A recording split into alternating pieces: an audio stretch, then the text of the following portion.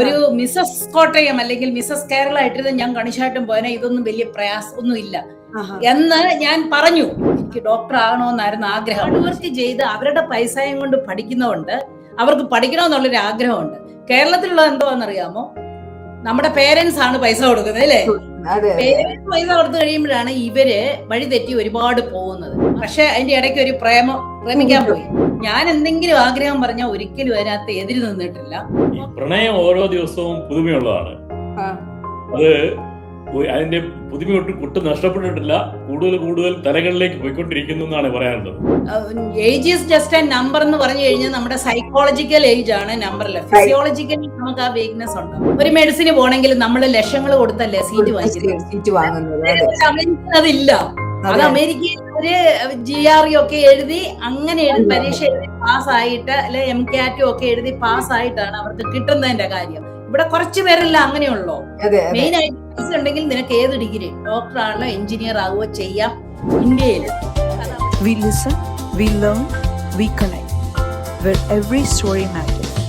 Welcome to Beyond Borders with Meera Shankar. Hello, Beyond Borders with Meera Shankar. Welcome to another episode of BB with Meera Shankar. ഇന്ന് നമ്മുടെ കൂടെ ഉള്ളത് പ്രായം വെറും അക്കങ്ങൾ മാത്രമാണെന്ന് ലോകത്തിന് തെളിയിച്ചു കൊടുത്ത ഒരു വ്യക്തിത്വമാണ്. 71 വയസ്സിൽ തന്നേക്കാൾ 50 വയസ്സ് കുറഞ്ഞവരോട് മത്സരിച്ച് സൂപ്പർ ക്ലാസിക് മിസസ് ഇന്ത്യ 2025 കിരീടം ചൂടിയ അത്ഭുത വനിത. അമേരിക്കയിൽ 27 വർഷം നേഴ്സായും പ്രൊഫസറായും തിളങ്ങിയ ശേഷം ഇന്ന് തന്റെ ജന്മനാട്ടിലിരുന്ന് ലോകമെമ്പാടുമുള്ള സ്ത്രീകൾക്ക് അവർ പ്രചോദനമേകുന്നു. എന്നാൽ ആലീസിന്റെ ഈ വിജയയാത്രയിൽ നിഴൽ പോലെ കൂടെയുള്ള മറ്റൊരു വ്യക്തിത്വം കൂടെയുണ്ട്. എഴുത്തുകാരനും പൊതുപ്രവർത്തകനുമായ ഡോക്ടർ മാത്യു ജോയ്സ്.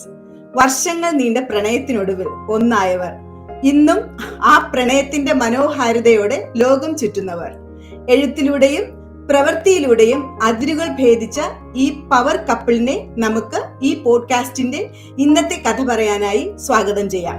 നമസ്കാരം ഡോക്ടർ ആലിസ്. നമ്മൾ വർഷങ്ങൾക്ക് പുറകിലേക്ക് ആ പഴയ കല്ലറ ഗ്രാമം അല്ലെ, കല്ലറയിൽ അവിടത്തേക്ക് പോയാല് അന്ന് ആ കൊച്ചു പെൺകുട്ടി കണ്ടിരുന്ന സ്വപ്നങ്ങളില് ഇന്നത്തെ ഈ ഒരു മിസസ് ഇന്ത്യയോ അല്ലെങ്കിൽ അമേരിക്കയിലെ പ്രൊഫസറോ ഉണ്ടായിരുന്നോ?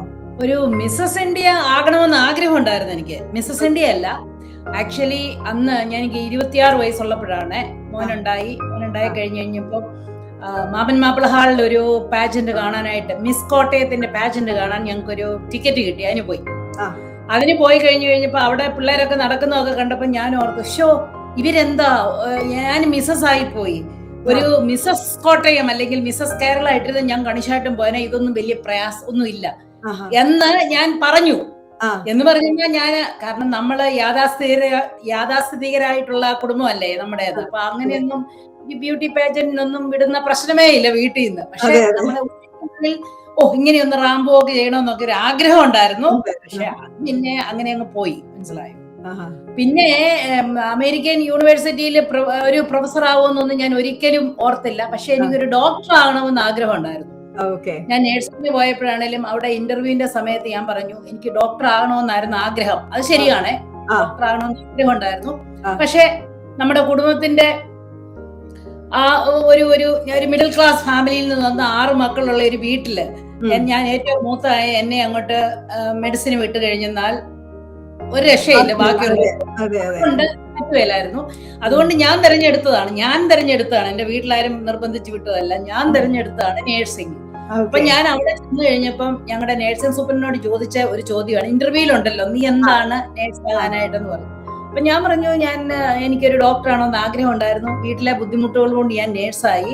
പക്ഷെ ഞാൻ കേട്ടിട്ടുണ്ട് ഇങ്ങനെ നേഴ്സിംഗ് ഒക്കെ പഠിച്ചു കഴിഞ്ഞാൽ ഡോക്ടർ ആകാമെന്ന്. എനിക്ക് ആകാൻ പറ്റുമോ? സിസ്റ്റർ മാത്യൂസ് ആയിരുന്നു ഇപ്പോഴത്തെ ഡീന്. കൂടെ ഉണ്ടെന്നുള്ളതാണ് എനിക്കൊരു, എന്റെ പപ്പായുടെ പേര് മാത്യുവാ. അതുകൊണ്ട് അപ്പൊ അങ്ങനെ പറഞ്ഞപ്പോ എന്നോട് സിസ്റ്റർ മാത്യൂസ് അന്ന് പറഞ്ഞതാണ്, നീ നല്ലപോലെ പഠിക്കേ, നിനക്ക് ഡോക്ടർ ആകാവുന്നു കേട്ടോ. അപ്പൊ അങ്ങനെ ഒരു ആഗ്രഹം ഉണ്ടായിരുന്നു. ഇതുപോലെ വലിയ ആഗ്രഹങ്ങളുമായിട്ട് നേഴ്സിംഗിന് വന്നു. പക്ഷെ അതിന്റെ ഇടയ്ക്ക് ഒരു പ്രേമിക്കാൻ പോയി. അതോടെ പിന്നെ ഈ വക കാര്യങ്ങളൊക്കെ ഏതാ അവിടെ അങ്ങനെയൊന്നും വേണ്ടിയിരുന്നു. പക്ഷേ നമുക്ക് ആ സിൻസിയർ ആയിട്ടുള്ള ഒരു ആഗ്രഹം എന്റെ മനസ്സിലുണ്ടായിരുന്നോണ്ടായിരിക്കാം ദൈവം എനിക്ക് അതിന് ഓപ്പർച്യൂണിറ്റീസ് തന്നു.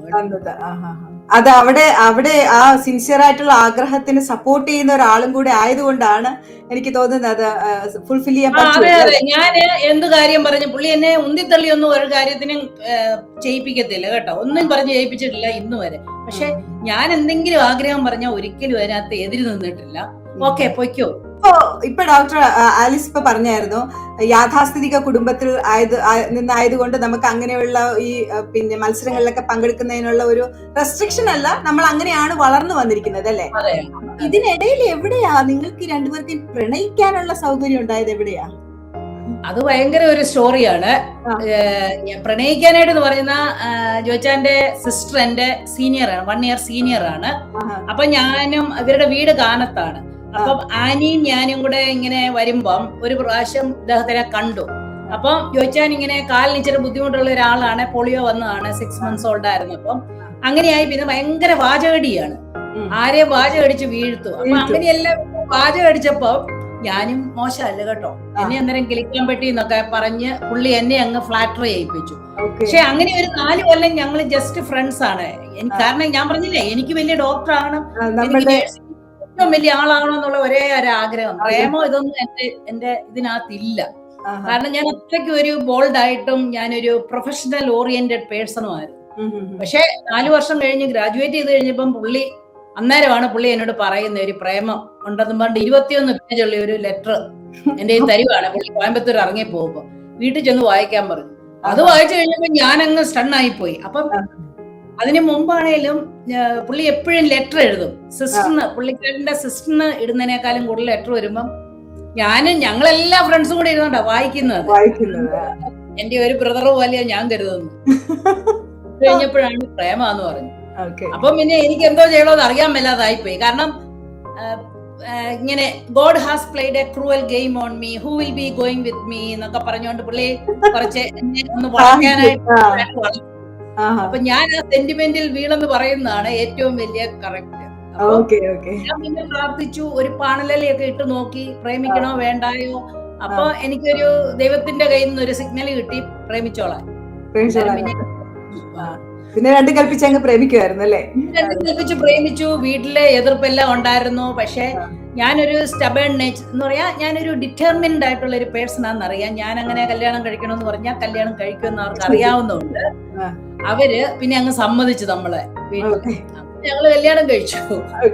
അപ്പൊ എനിക്ക് ഡോക്ടർ മാത്യു ജോയ്സിനോട് ചോദിക്കാനുള്ളത്, ഈ വർഷങ്ങൾ നീണ്ട കാത്തിരിപ്പിനും പ്രണയത്തിനും ശേഷമുള്ള ഒരു ഒന്നിക്കല്, പിന്നെ ഈ അന്ന് കണ്ട ആ പഴയ ആലീസ് തന്നെയാണോ ഇന്നും കൂടെ ഉള്ളതെന്ന് തോന്നിയിട്ടുണ്ടോ? അതോ ആ പ്രണയത്തിന് ഇപ്പൊ പുതിയ നിറങ്ങളാണോ? കാരണം റിട്ടയർമെന്റ് കഴിഞ്ഞു, എന്നിട്ട് നിങ്ങൾ അവിടെ നിങ്ങളുടേതായിട്ടുള്ള ലൈഫ് എൻജോയ് ചെയ്യുന്നു.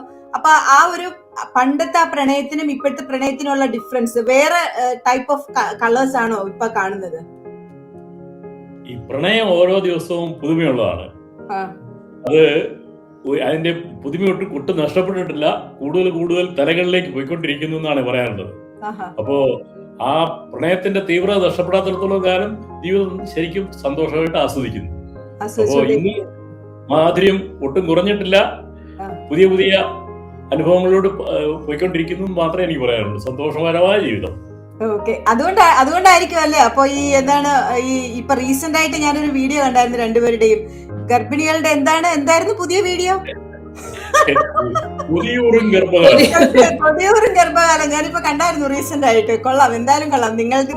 നിങ്ങൾ സ്ത്രീകൾക്ക് ഇൻസ്പിറേഷൻ ആണോ അതോ ഗർഭിണികൾക്ക് ഇൻസ്പിറേഷൻ ആണോ? ഇനി യങ്സ്റ്റേഴ്സിന് ആർക്കാ ഇൻസ്പിറേഷൻ എന്ന് പറയാൻ പറ്റില്ലല്ലോ, അത്രയ്ക്കധികം നിങ്ങൾ അടിച്ചു പൊളിക്കുക.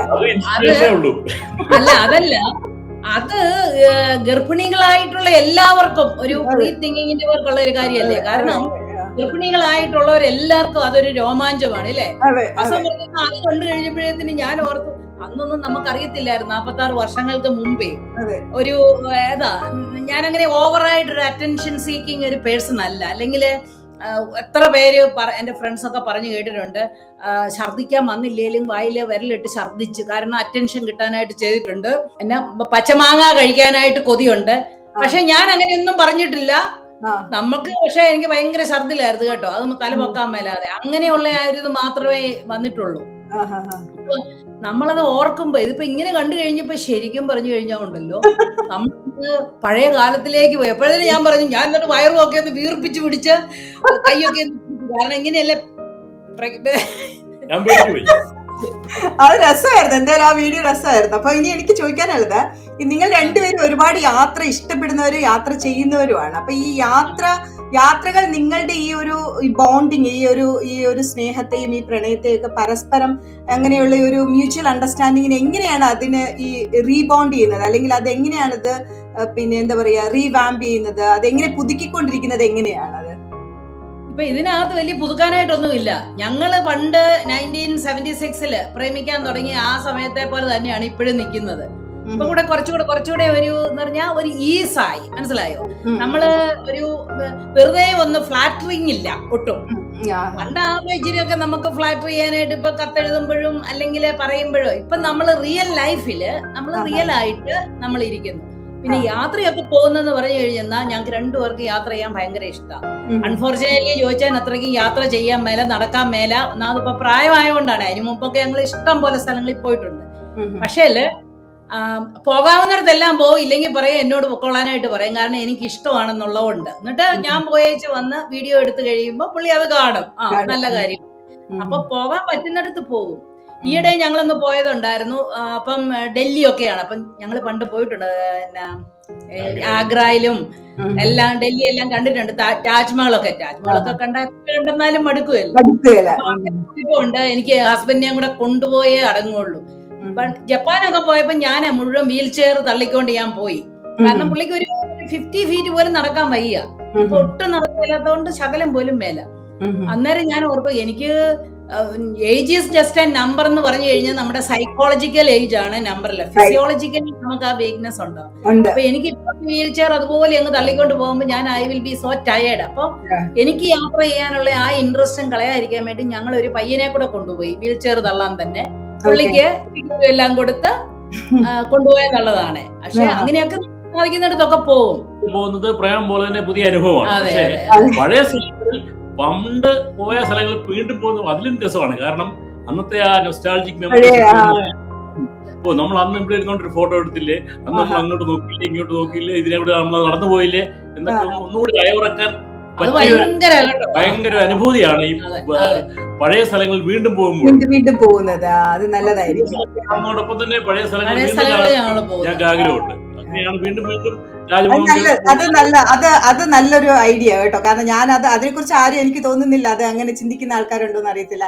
നമ്മൾ എന്താ പറയാ ചെറുപ്പകാലങ്ങളിൽ പോയ ആൾക്കാർ വീണ്ടും കുറച്ച് പ്രായമായി കഴിയുമ്പോഴത്തേന് വീണ്ടും ഒന്നുകൂടെ ആ സ്ഥലങ്ങളിലേക്കൊക്കെ പോയി അത് വീണ്ടും ഒന്ന് അയവിറക്കുന്നത് നല്ലതായിരിക്കും. അത് നല്ലൊരു ഐഡിയ ആണ്. അവിടെ നിങ്ങൾ പോയിട്ടുള്ളതല്ലേ, പിന്നെ അങ്ങോട്ട് പോയെന്ന് ചോദിക്കുകയെ.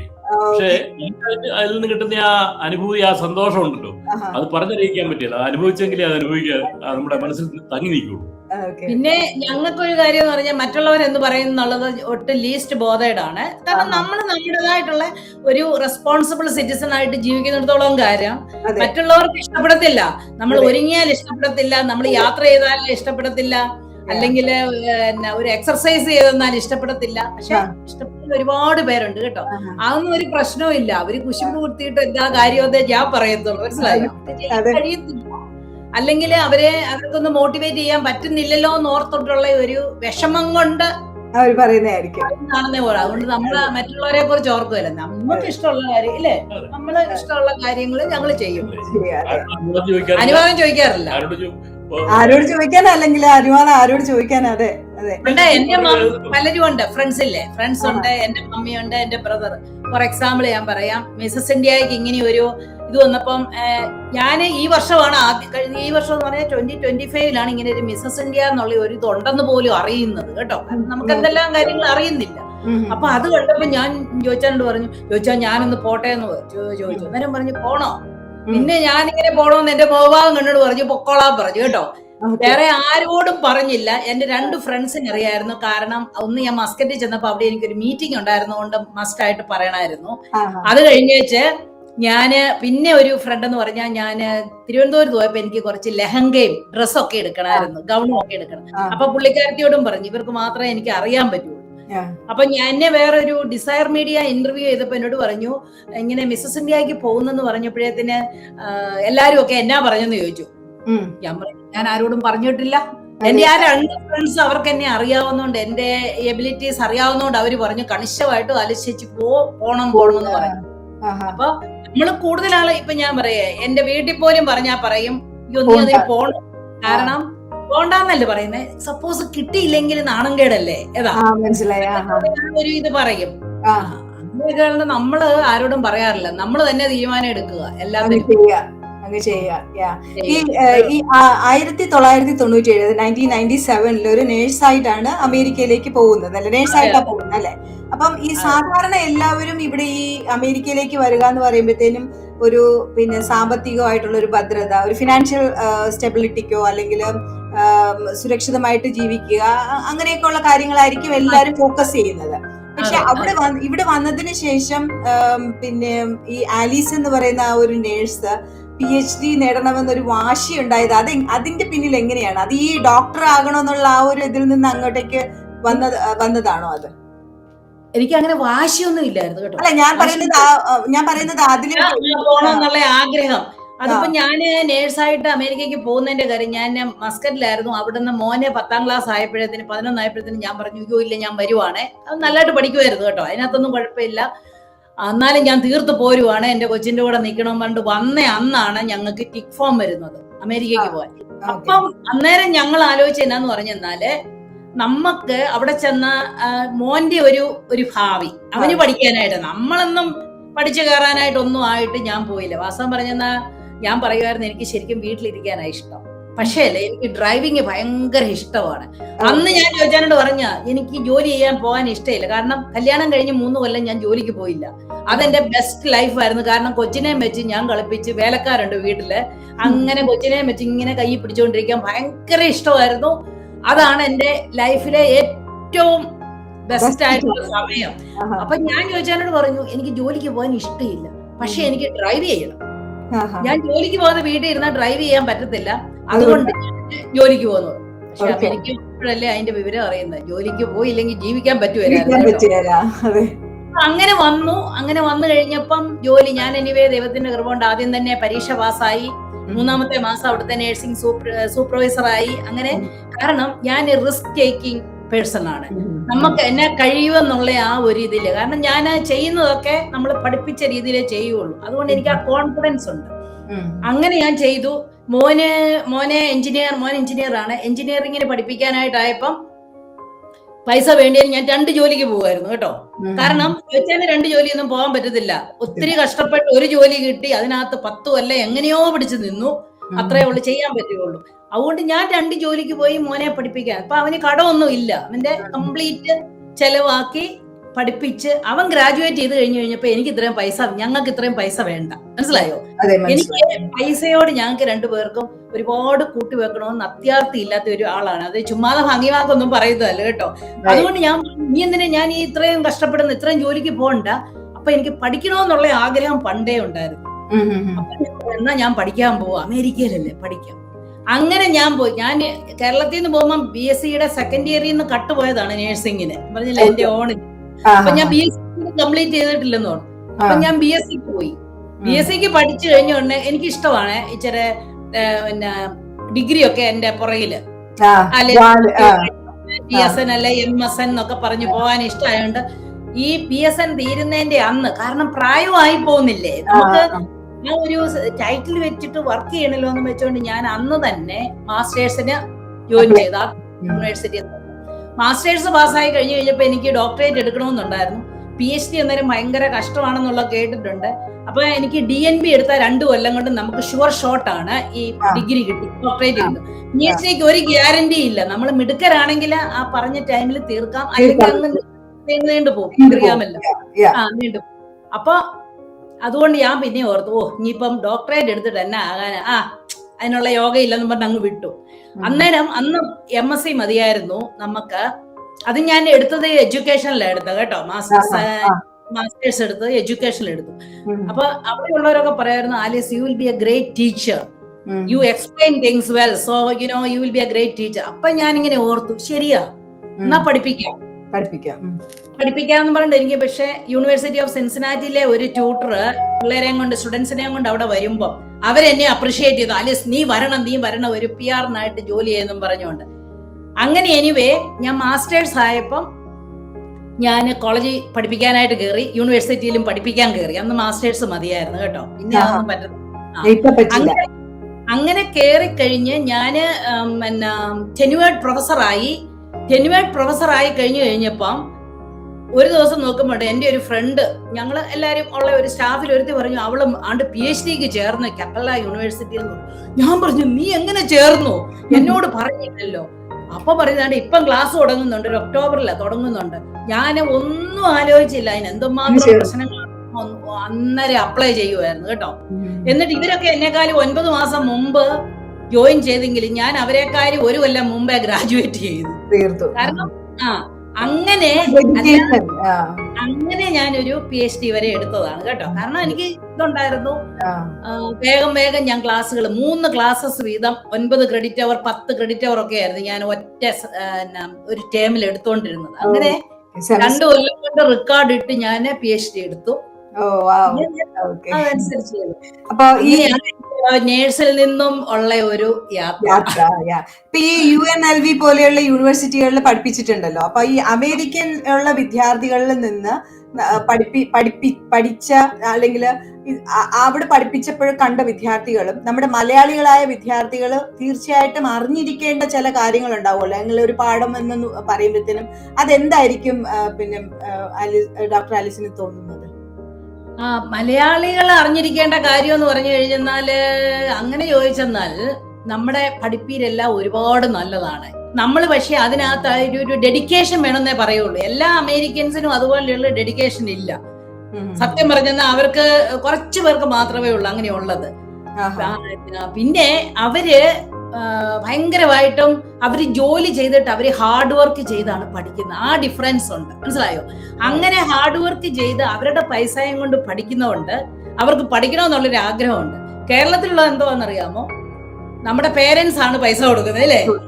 പേരൻസ് പൈസ കൊടുത്തു കഴിയുമ്പോഴാണ് ഇവര് വഴി തെറ്റി ഒരുപാട് പോകുന്നത്. വാസ്തവം പറഞ്ഞാൽ ഈ അമേരിക്കയിൽ ഈ വരുന്ന ഈ ശരിക്കും പ്രൊഫഷണൽ ആയിട്ട് പഠിക്കാൻ വരുന്ന ഡോക്ടർ ആകാനായിട്ടോ നേഴ്സസ് ആകാനോ എഞ്ചിനീയർ ആകാനോ ഒക്കെ വരുന്ന പിള്ളേരുണ്ടല്ലോ, അവരുടെ പൈസ അവര് ഒരു ജോബ് ചെയ്ത് ഉണ്ടാക്കി വരുന്നതുകൊണ്ട് അവര് ഭയങ്കരമായിട്ടും ഡെഡിക്കേറ്റഡ് ആണ്.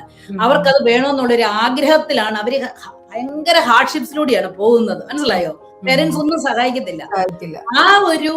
ആ ഒരു ചിന്താഗതി നമ്മുടെ കേരളത്തിൽ വന്നാൽ നന്നായിരിക്കും. കാരണം ഇവിടുത്തെ നമ്മുടെ പിള്ളേരെ നമ്മൾ സ്പോയിൽ ചെയ്യുവാണ്. പൈസ കൊടുത്ത് ഒരു മെഡിസിന് പോണെങ്കിൽ നമ്മൾ ലക്ഷങ്ങൾ കൊടുത്തല്ലേ സീറ്റ് വാങ്ങിക്കുന്നത്. അതില്ല. അത് അമേരിക്കയിൽ ഒരു GRE ഒക്കെ എഴുതി അങ്ങനെ പരീക്ഷ എഴുതി പാസ്സായിട്ട് അല്ലെ MCAT ഒക്കെ എഴുതി പാസ്സായിട്ടാണ് അവർക്ക് കിട്ടുന്നതിന്റെ കാര്യം. ഇവിടെ കുറച്ചു പേരില്ല അങ്ങനെയുള്ളൂ. മെയിൻ ആയിട്ട് പൈസ ഉണ്ടെങ്കിൽ നിനക്ക് ഏത് ഡിഗ്രി ഡോക്ടർ ആണല്ലോ എഞ്ചിനീയർ ആവുകയോ ചെയ്യാം ഇന്ത്യയില്. അത് അവിടെ ഇല്ല. അത് അങ്ങനത്തെ ഒരു ചിന്ത. കാരണം നമ്മള് പേരൻസിന്റെ കയ്യിൽ നിന്നല്ല പൈസ, നമ്മൾ തന്നെ മുടക്കി പഠിക്കണം എന്നുള്ളത്. അതിനുള്ള ആ സിൻസിയറിറ്റി വരുവുള്ളൂ കേട്ടോ. അതാണ് ഞാൻ വ്യത്യാസം കണ്ടിരിക്കുന്നത്. അതെ. ഇപ്പൊ ഈ പിന്നെ അതുപോലെ തന്നെ ഈ ക്ലിനിക്കൽ നേഴ്സിൽ നിന്ന് പെട്ടെന്ന് എഡ്യൂക്കേഷൻ PhD-യിലേക്ക് എത്തുമ്പോഴത്തേനും ഈ നമ്മളുടെ അവിടുത്തെ ഒരു വിദ്യാഭ്യാസ രീതിയിലും എന്തെങ്കിലുമൊക്കെ മാറ്റം വരുത്തണമെന്ന് എപ്പോഴെങ്കിലും തോന്നിയിട്ടുണ്ടോ? അങ്ങനെയാണെങ്കിൽ അത് എന്ത് തരം മാറ്റമായിരിക്കണം വേണ്ടതെന്ന് തോന്നിയിട്ടുണ്ടോ? ഞാന് ക്ലിനിക്കൽ നേഴ്സിംഗ് വാസ്തവം പറഞ്ഞു കഴിഞ്ഞാൽ ഞാൻ നേഴ്സിംഗ് എല്ലാം പഠിച്ചത് അമേരിക്കൻ ഒരു സിസ്റ്റർ മാർസിലിയ എന്ന് പറഞ്ഞ ഒരു മിഷൻ ഹോസ്പിറ്റലാണ്, വെല്ലൂര് CMC ഹോസ്പിറ്റൽ, റാണിപ്പേട്ട, അതിന്റെ സിസ്റ്റർ അവിടെയാ. അപ്പം അമേരിക്കയിലെ എഡ്യൂക്കേഷനും എന്റെ എഡ്യൂക്കേഷനും തമ്മിൽ ഒരു വ്യത്യാസവും ഇല്ലായിരുന്നു പറഞ്ഞാൽ ഒരു വ്യത്യാസവും ഇല്ല. പിന്നെ ഞാൻ CMC ഹോസ്പിറ്റലിലാണ് പ്രാക്ടീസ് ചെയ്തത്.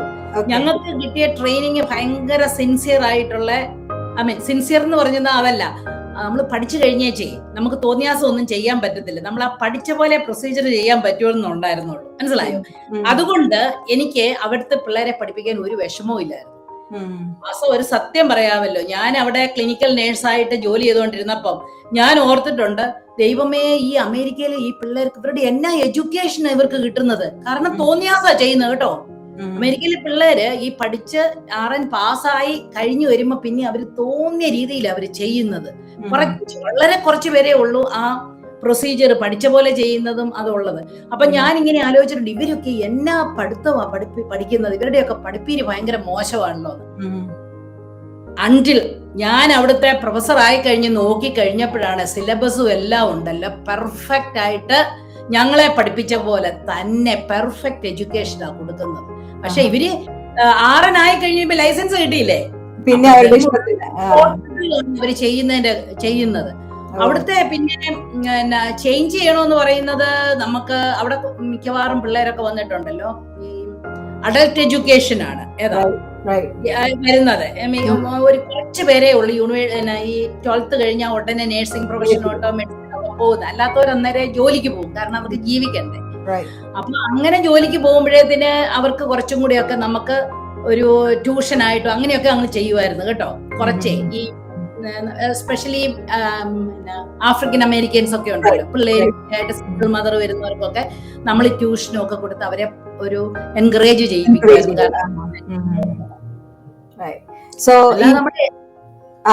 പറഞ്ഞോളൂ. അല്ല, എഡ്യൂക്കേഷൻ സെയിം ആയിരുന്നു കേട്ടോ. അതുകൊണ്ട് എനിക്ക് പ്രത്യേകിച്ച് ഞാൻ പഠിച്ചെടുത്തേ, കാരണം എല്ലാ ഇന്ത്യയിലെയും കേരളത്തിലെയും എല്ലാ വിദ്യാഭ്യാസവും ഒരുപോലെയാന്ന് ഞാൻ ഒരിക്കലും പറയത്തില്ല. ഞങ്ങൾക്കൊരു നമ്മുടെ കൈയുടെ അറ്റത്തൊരു ചെറിയൊരു ഉണ്ടെങ്കിൽ പോലും അത് ഡ്രസ് ചെയ്യണേ നമുക്ക് സ്റ്റെറൈൽ ഡ്രസ്സിംഗ് ബാഗ് ഓപ്പൺ ചെയ്ത് ഫോഴ്സപ്സും ക്ലാമ്പും ഒക്കെ പിടിച്ചേ ചെയ്യാൻ പറ്റുള്ളൂ. ഇവിടെയൊക്കെ ചുമ്മാ തന്നെ എടുക്കും, ഒരു ഇത് വെച്ചിട്ട് ഇങ്ങനെ വെച്ചു ചുമ്മാ വിടുവല്ലേ. ആ ഒരു വ്യത്യാസം ഉണ്ടായിരുന്നു. കാരണം ഒരു ഡ്രസ്സിംഗ് ചേഞ്ച് എന്ന് പറഞ്ഞാൽ അത് നമുക്ക് എപ്പോഴും ചെയ്യണമായിരുന്നു. പക്ഷെ അതെന്നെ ഒരുപാട് ഉപകരിച്ചു. അതുകൊണ്ട് എനിക്ക് ശരിക്കും അതുകൊണ്ട് എനിക്ക് പിള്ളേർക്ക് പറഞ്ഞു കൊടുക്കാനായിട്ട് എനിക്കൊരു വിഷമവും ഇല്ല, മനസ്സിലായി. ഞാനൊരു വെരി സക്സസ്ഫുൾ പ്രൊഫസർ എന്ന് തന്നെ പറയാം. കാരണം എനിക്ക് എന്റെ ഒരൊറ്റ സ്റ്റുഡന്റ് പോലും, ഞാൻ 15 വർഷം ഞാൻ പഠിപ്പിച്ച അമേരിക്കയില്, ഒരു സ്റ്റുഡന്റ് പോലും എനിക്കൊരു ബാഡ് കമന്റ്, ഒരു റിവ്യൂ ഇടുമ്പോ ഫീഡ്ബാക്ക് ഇടുമല്ലോ, അവിടുത്തെ പിള്ളേർക്ക് ഒരു മടി പക്ഷെ കിട്ടിയിട്ടില്ല എന്നുള്ളതാണ് എന്റെ മിടുക്കെന്ന് പറയത്തില്ല. കാരണം ഞാൻ പ്രാർത്ഥിച്ചോണ്ടായിരുന്നു പഠിപ്പിക്കാൻ കേറുന്നത് കേട്ടോ. അതുകൊണ്ട് തന്നെ ഞാൻ ഭയങ്കര സിൻസിയർ ആയിട്ടുള്ള ഒരാളാണ്. ഞാൻ പഠിപ്പിക്കുമ്പോൾ ആ പിള്ളേരെ എന്നെക്കാളും മിടുക്കരായിട്ടുള്ള നേഴ്സസ് ആയിട്ട് വരണമെന്നുള്ളൊരു ആഗ്രഹത്തിലാണ് ഞാൻ അവരെ പറഞ്ഞു. അതിന്റെ ആ സിൻസിയറിറ്റി കൊണ്ട് എനിക്ക് ദൈവം ഒരു പ്രശ്നങ്ങളും വരുത്തിയില്ല എന്ന് മാത്രമേ പറയാനുള്ളൂ. ഈ ജയ്പൂരിലുള്ള ആ വേദിയിൽ നിൽക്കുമ്പോഴത്തേനും ഈ 21 വയസ്സുള്ള കുട്ടികൾ വരെ ഉണ്ടായിരുന്നു ഒപ്പത്തില്. അവരുടെ ഭാവിയെ കുറിച്ച് ഓർത്ത് വ്യാകുലപ്പെടുമ്പോ 71 വർഷത്തെ ജീവിതാനുഭവങ്ങൾ കൂട്ടിനുള്ള താങ്കളുടെ മനസ്സ് അന്ന് എന്തായിരുന്നു? അതായത് ഞാൻ ഉദ്ദേശിച്ചത്, അതിന്റെ ചോദ്യം എന്താന്ന് വെച്ച് കഴിഞ്ഞാല്, നമ്മൾ അവരുടെ ഒപ്പം നിന്ന് നമ്മൾ മത്സരിക്കുമ്പോ അവരെ പുറന്തള്ളിയിട്ട് നമ്മള് മുന്നിലേക്ക് പിന്നെ 10ലേക്ക് വരുന്നു, 5ലേക്ക് വരുന്നു. അപ്പൊ നമുക്കൊരു ഇതുണ്ടാവില്ല, അയ്യോ കുഞ്ഞാണല്ലോ എന്നുള്ള നമുക്കൊരു ചെറിയൊരു ഇതുണ്ടാവുമല്ലോ. ആ ഒരു ഫീൽഡിൽ വന്നപ്പോഴേത്തിന് ഇല്ല, ഇതിന് കാറ്റഗറി ഉണ്ടായിരുന്നു കേട്ടോ. കാറ്റഗറി ഉണ്ടായിരുന്നു. ഒരു 21 വയസ്സുള്ള പിള്ളേർക്ക് തൊട്ട് 71 വയസ്സുള്ള എനിക്ക് വരെയുള്ള റൗണ്ട്സ് എല്ലാം സെയിം ആയിരുന്നു. അസം പറയാൻ ഞാൻ അവരുടെ ഒപ്പം തന്നെ കളിച്ചു. പക്ഷെ ഇത് ചെയ്തപ്പോ ഏജിന്റെ ഡിഫറൻസിലാണ് അവര് മാർക്ക് ഇട്ടത് വന്നത് കേട്ടോ. അപ്പൊ 21 വയസ്സ് വരെ 40 വയസ്സ് വരെ ഉള്ളവർക്കും 40 തൊട്ട് 60 വയസ്സ് വരെ ഉള്ളവർക്കും ഒരു കാറ്റഗറി. അപ്പൊ അങ്ങനെ ഉള്ളിടത്തുനിന്ന് 3 പേരെ സെലക്ട് ചെയ്തത്. പക്ഷേ 21 വയസ്സുള്ള ഒരാൾക്കും 71 വയസ്സുള്ള ഒരാൾക്കും റൗണ്ട്സ് എല്ലാം സെയിം, മനസ്സിലായോ? എല്ലാം സെയിം ആയിരുന്നു. അപ്പം ഞാൻ അവരെ അങ്ങനെ പിന്തള്ളിയെന്ന് എനിക്ക് പറയാൻ പറ്റത്തില്ല. അവരുടെ ഒപ്പം ഞാൻ മത്സരിച്ചു അങ്ങനെ ഒരു ക്ലാരിറ്റി തന്നതിന് താങ്ക് യു. ഈ മിസ്സിസ് ഇന്ത്യ മത്സരത്തിൽ, ഈ മത്സരത്തിൽ പോയപ്പോഴത്തേനും 10ഓളം റൗണ്ടുകളിൽ മത്സരിച്ചു എന്ന് പറഞ്ഞല്ലോ. ഇതിലിപ്പോ ഇത്രയും ലൈഫ് എക്സ്പീരിയൻസ് വെച്ച് നോക്കുമ്പോഴത്തേനും ആ 10 റൗണ്ടുകളിലും ഏറ്റവും പ്രിയപ്പെട്ട ഒരു റൗണ്ട് ഏതാണെന്ന് ചോദിച്ചാൽ ഏത് പറയും? അതില് ഒരു ചാലഞ്ചിങ് ആയിട്ടുള്ള റൗണ്ട് ഏതാണെന്ന് ചോദിച്ചാൽ ഏതാ പറയാ? അയ്യോ, ചലഞ്ചിങ് ആയിട്ടുള്ളത് തന്നെയായിരുന്നു ഓൾമോസ്റ്റ് എല്ലാ റൗണ്ട്. ഞാൻ റാംബോ ചെയ്യാൻ വന്നപ്പോഴേക്കും ഞാനൊന്ന് പേടിച്ചു. അയ്യോ, കാരണം ഞാൻ ചെയ്തിട്ടില്ലല്ലോ ഇതുവരെ. അതുണ്ട്. പിന്നെ എനിക്ക് വന്നതെന്ന് പറഞ്ഞു കഴിഞ്ഞാൽ ഒരു 3 മിനിറ്റില് 4 മിനിറ്റിൽ ഒരു കഥ പറയാൻ പറഞ്ഞു. 4 മിനിറ്റ് നമ്മൾ ഒരു സ്പോട്ടിലാ പറയുന്നേ. 4 മിനിറ്റ് നമ്മൾ എങ്ങനെയാ ഒരു കഥ പറയുന്നേ? നമ്മളൊരു കഥ പറയുമ്പം അതിന്റെ അതെന്താ ഒരു ചലഞ്ചിങ് ആയിരുന്നു. പക്ഷെ ഐ ഡിഡ് ഇറ്റ്. പിന്നെ അതിനേക്കാളൊക്കെ ഭയങ്കരമായിട്ടുള്ള ഒരെണ്ണമായിരുന്നു ടാലന്റ് എന്ന് പറഞ്ഞു കഴിഞ്ഞപ്പോ ഞാൻ ഓർത്ത് ഇവിടുന്ന് എനിക്ക് ടാലന്റിന്റെ ഒരു ഇതുണ്ടെന്ന് പറഞ്ഞു. പക്ഷേ നിങ്ങളുടെ ടാലന്റ് കാണിക്കാനുള്ള ഒരു അവസരം ഉണ്ടെന്ന് പറഞ്ഞപ്പോ ഞാൻ ഓർത്ത് വല്ല ക്യാമ്പ് ഫയറോ വല്ലതും ആയിരിക്കും, അന്നേരം ഒരു പാട്ട് പാടാം എന്ന് പറഞ്ഞിട്ട് പോയി. അവിടെ ചെന്ന് കഴിഞ്ഞപ്പോഴാണ് ഇപ്പോൾ ഇവരെല്ലാരും വന്നിരിക്കുന്നത് ഭയങ്കരമായിട്ട് യൂണിവേഴ്സിറ്റി യൂത്ത് ഫെസ്റ്റിവലിന് കളിക്കാൻ പോലെയാണ് വന്നിരുന്നത്. അപ്പോഴത്തേനും ഞാൻ ശരിക്കും ഓർത്ത്, എന്റെ ദൈവമേ, ഞാനാണെങ്കിൽ അപ്പാടെ ഒരു ഐ ഹാവ് എ ഡ്രീം എന്നുള്ളത് എനിക്ക് ഇഷ്ടമുള്ളൊരു പാട്ടാണ്, അത് പാടാമെന്നുള്ള വിചാരിച്ചു പോയി. ഇത് കണ്ടു കഴിഞ്ഞപ്പോ എന്റെ തല ചുറ്റാൻ തുടങ്ങി. ദൈവമേ, ഇവർ ഇത്രയും ടാലന്റ് പറയുമ്പോ അത് ഞാൻ കരോക്കി പോലും ഇല്ല, ഒരു മ്യൂസിക് പോലും ഇല്ല, ഞാൻ എന്റെ ഇതിലാ പാടാൻ പോകുന്നത്. ചുമ്മാതെ പാടാന്ന് വെച്ചോണ്ടുള്ള ഇതില്ല ഞാൻ പോകുന്നത്. പക്ഷേ ഞാൻ എന്നെ എടുത്ത, പക്ഷെ അന്നേരം അതിന് മുമ്പായിട്ട് തന്നെ ഞാൻ ഒരു തീരുമാനം എടുത്തായിരുന്നു. ആദ്യമേ പോയപ്പം എനിക്ക് കിട്ടുമായിരിക്കും, കാരണം ക്വസ്റ്റ്യൻസ് ചോദിച്ചാലൊക്കെ ഞാൻ ആൻസർ പറയാൻ എനിക്ക് കുഴപ്പമില്ല, അത് പറയാമെന്നറിയാം. അതുകൊണ്ട് കിട്ടുമായിരിക്കും എന്നുള്ള ഇതിൽ പോയപ്പം അവിടെ ചെന്ന് കഴിഞ്ഞപ്പോൾ എനിക്ക് അപ്രോപ്രിയേറ്റ് ആയിട്ടുള്ള ഡ്രസ്സില്ല, 3 ജോഡി ഡ്രസ്സില്ല, കാരണം എനിക്ക് അതിന്റെ ഇൻഫർമേഷൻ കിട്ടാവുന്നുണ്ട്. അന്നേരത്തിന് ഞാൻ ഡൗൺ ആയിപ്പോയി കേട്ടോ. ഞാൻ ശരിക്കും പറഞ്ഞെന്നാ അയ്യോ, വരുമ്പോ 2 ഫ്രണ്ട്സിനെ അറിയോ ചോദിച്ചതിനോട് പിന്നെ എന്നതേലും പറയാം, കാരണം സാരയില്ല, തോറ്റെങ്കിൽ പറയാ, സാരയില്ല തോറ്റെന്ന്. ഫ്രണ്ട്സിനെ വിളിച്ച് അന്നേരം ഞാൻ പറഞ്ഞു, ഇന്ന പോലെ വലിയ പ്രശ്നമാണേ, നിങ്ങൾ ആരും, അവര് പറഞ്ഞ ആലസ്യക്ക് കിട്ടും. ഞാൻ പറഞ്ഞു കിട്ടുമെന്നുള്ള ഒരു ഗ്യാരണ്ടി എനിക്കില്ല, ഇങ്ങനെയാ പ്രശ്നം. അവര് പറഞ്ഞു കിട്ടും ആലസ്യച്ച്, അവിടെ പോയി പിന്നെ ട്രംപിന്റെ കൊച്ചുമക്കളെ വരെ നീ പഠിപ്പിച്ച് അവരെ ലൈനിൽ നിർത്തിയേച്ച് വന്നതാണ്, പിന്നെ നിനക്ക് എന്നാന്നും പറഞ്ഞിട്ടൊക്കെ എന്റെ ഫ്രണ്ട്സ് പറഞ്ഞപ്പോ ഒരു ധൈര്യമായി. It's okay. പക്ഷെ അന്നേരം ഞാൻ എടുത്ത ഒരു തീരുമാനം എന്നാന്നറിയാവോ, നെവർ മൈൻഡ്, കിരീടമല്ല മുഖ്യം. എനിക്ക് ഒന്ന് റാമ്പ് വോക്ക് ചെയ്യാൻ പറ്റിയില്ലേ, ഒരു ഗൗൺ ഇട്ട്, ഈ 71ാമത്തെ വയസ്സിൽ ഞാൻ എവിടെയാ ഒരു ഗൗൺ ഇടാനായിട്ട് എനിക്ക് പറ്റുന്നത്. ഗൗൺ ഇടണമെന്നൊക്കെ എനിക്ക് ആഗ്രഹം ഉണ്ടായിരുന്നു. പിള്ളേരൊക്കെ ഈ കല്യാണത്തിനും അല്ലാതെയുള്ള അമേരിക്കയിലെ ഫംഗ്ഷൻസ് വരുമ്പം നല്ല ഗൗൺ ഇട്ട് ഡ്രസ്സ് ചെയ്ത് വരുമ്പോ ഞാൻ ചെറുതായ മതിയായിരുന്നു ഒരു ഗൗൺ ഇടായിരുന്നു, ഒരു ലെഹങ്ക ഇടാൻ പറ്റിയില്ല. അപ്പൊ ഞാൻ എടുത്തതിനെന്നറിയോ, this is just an experience, എനിക്ക് ഇങ്ങനെയൊക്കെ ചെയ്യാൻ പറ്റി, അതുകൊണ്ട് അങ്ങനെ ഞാൻ എടുത്തു. അങ്ങനത്തെ ഒരു ആറ്റിറ്റ്യൂഡിൽ ഇത് കിട്ടണമെന്നുള്ള, കിട്ടുമോ കിട്ടാതിരിക്കോ, കിട്ടുമെന്ന് ഞാൻ ഒരിക്കലും ഓർത്തില്ല. അങ്ങനെ വന്നപ്പോഴത്തേന് ഞാൻ എന്നെ എടുത്തു, ഞാൻ ഒരു എക്സ്പ്ലനേഷൻ കൊടുത്തു, അങ്ങനെ അങ്ങായി. പക്ഷെ ഭയങ്കര കയ്യടിയായിരുന്നു. ഞാൻ പാട്ട് പാടി, വലിയ കേമ ഒച്ച ഉണ്ടായിട്ടൊന്നും അല്ല, പക്ഷെ ഞാനത് അതുപോലെ പ്രസന്റ് ചെയ്തപ്പോഴത്തേന് എല്ലാരും എന്റെ വലയിൽ വീണു. അതുപോലെ തന്നെ ഉണ്ട് ഒരു ഹവായിയൻ പൂൾ പാർട്ടിയുടെ തീമിൽ ചെയ്യാൻ എനിക്ക് ഡ്രസ് ഇല്ല, ഹവായിയുടെ ഭയങ്കര കളർഫുൾ ഡ്രസ് ഇല്ല, ഒന്നുമില്ല. ഞാനൊരു കറുത്ത ഉടുപ്പ് ഇട്ടുണ്ടാ കയറിയത്. പക്ഷെ ഞാൻ അവിടെ കയറുന്നോണ്ട് പറഞ്ഞു ഇതൊന്നും അല്ല കാര്യം, അവനവന്റെ മനസ്സിലാണ് party mood, I am in a party mood എന്നും പറഞ്ഞിട്ട് ഞാൻ എന്റെ കറുത്ത ഉടുപ്പ് ഒന്ന് കറക്കി കാണിച്ച പോന്നു. പക്ഷെ ആ ഒരു സിറ്റുവേഷനിൽ നമ്മൾ പതറാതെ കംപ്ലൈന്റ് ചെയ്യാതെ നിന്നെന്നുള്ളത് ഭയങ്കര ഒരു ഇതായിരുന്നു കേട്ടോ.